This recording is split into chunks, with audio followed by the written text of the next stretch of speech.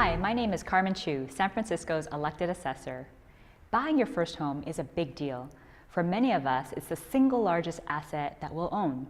That's why it's really important to plan ahead for property taxes so that there are no surprises. A typical question new homeowners ask is, what is a supplemental tax? To understand supplemental tax, we need to start with Proposition 13. Under California's Prop 13 law, the value we use to calculate your property tax is limited to a 2% growth per year. But when ownership changes, Prop 13 requires that we set a property's assessed value to market value. The difference in value between the previous owner's value and the new value is the supplemental assessment. How does the supplemental assessment translate to the tax you need to pay? Supplemental tax is calculated by applying the tax rate to the value and then prorating it for the amount of time that you owned it in that tax year. In general, the tax rate is roughly 1%.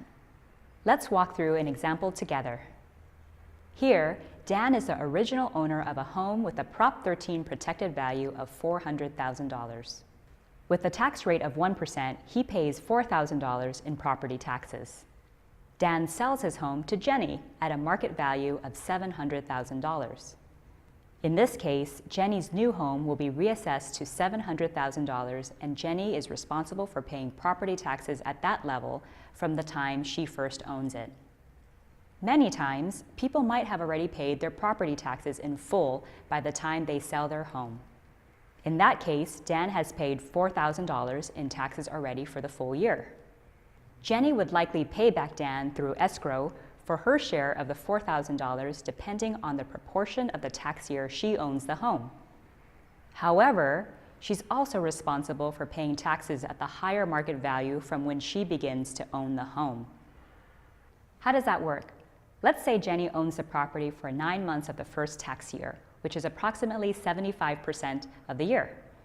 During the escrow process, she'd pay Dan back 75% of the $4,000 he already paid, which is $3,000.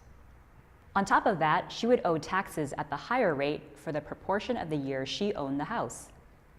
In this case, she owes the amount not already billed through Dan, or $700,000 minus $400,000 multiplied by a tax rate of 1% and multiplied again by 75% to reflect the time she owned the home in that tax year. Here, Jenny's supplemental tax is roughly $2,250. Going forward, Jenny will be billed at her new reset Prop 13 value. Are you still with us? If this isn't complicated enough, some new owners might receive 2 supplemental tax bills, and this has to do with the date that you transfer property. But before we get to that, you first need to understand 2 concepts. First, what is a fiscal year?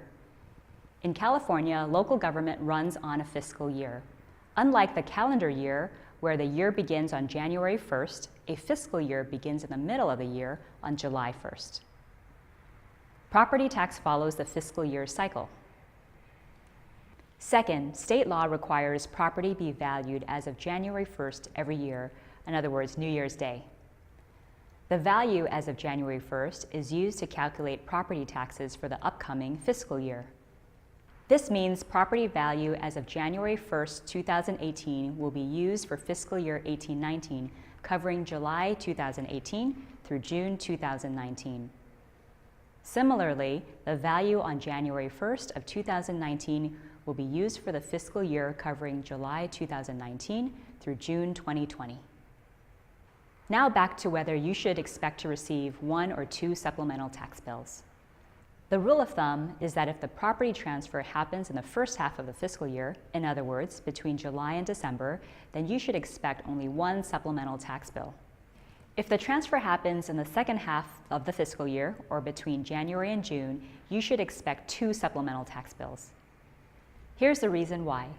Using Dan and Jenny's example again, Dan's $400,000 value as of January 1st is used to set the tax bill for the following fiscal year, beginning July through June of the next year.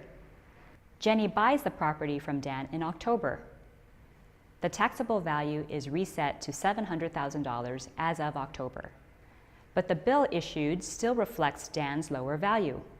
In this case, Jenny would expect to receive one supplemental or catch-up bill to capture the difference between her assessed value and Dan's from October through June. Because as of the next January 1st, we already know of the sale, we would have used Jenny's new value to set the following year's property taxes, and no other supplemental bill should be received. However, if Dan sells the property to Jenny in March instead, Jenny should expect 2 supplemental bills. Like before, Jenny would receive one supplemental bill to cover the time in which she owned the home in the current tax year from March to June. But because as of the next January, used to set the tax base for the following tax year, Dan still owned the home, the following year's entire bill still reflects a value not updated for Jenny. In this instance, Jenny receives a second supplemental for the following year covering July through June. After the supplemental tax bills, new owners should receive only one regular tax bill per year going forward. Remember, our office values the properties, but billing and collections are handled by another organization called the Treasurer and Tax Collector's Office. If you'd like to learn more, please visit our website at sfassessor.org. Thank you for watching.